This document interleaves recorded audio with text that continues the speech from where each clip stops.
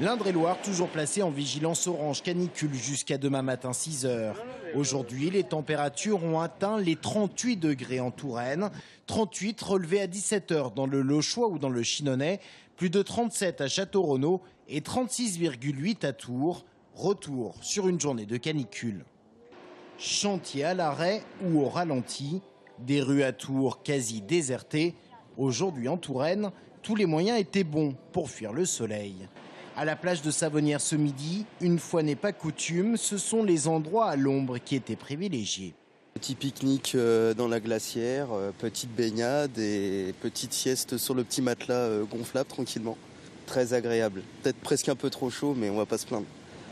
Avantage du lieu, une petite brise rafraîchissante renforcée par le courant de l'eau. Elle est super bonne. Ouais, ça va.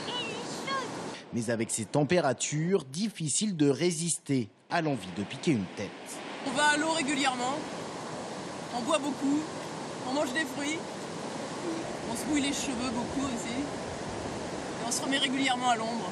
Avec des températures caniculaires, les cyclistes de la Loire à vélo souffrent quelque peu. La pause à l'ombre est méritée.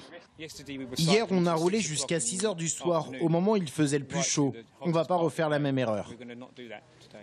À Tours, c'est également en bord de Loire que l'on vient chercher de l'air, comme cette femme qui a prévu d'y passer toute la journée.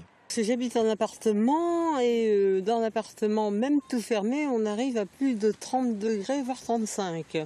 Je suis venue ici parce que c'est calme, il y a un petit peu d'air. Coup dur pour la plage, un acte de malveillance qui a privé d'électricité la buvette pendant quelques heures et des clients pris au dépourvu jusqu'en début d'après-midi. Ça doit être pas loin d'une centaine, ouais. Une centaine, ouais. 14 h. Ouais.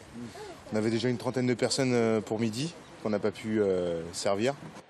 Plus de 45 degrés au soleil et pourtant certains ont fait le choix de lézarder sous ces rayons. Je suis habitué, moi j'arrive d'Afrique, donc pas de problème pour moi. Bien se protéger quand même. Bon, moi je ne mets pas la casquette parce que bon, mais sinon le chapeau et le produit, il faut bien se protéger quand même. Dans ces conditions, difficile de ne pas braver l'interdiction de se baigner.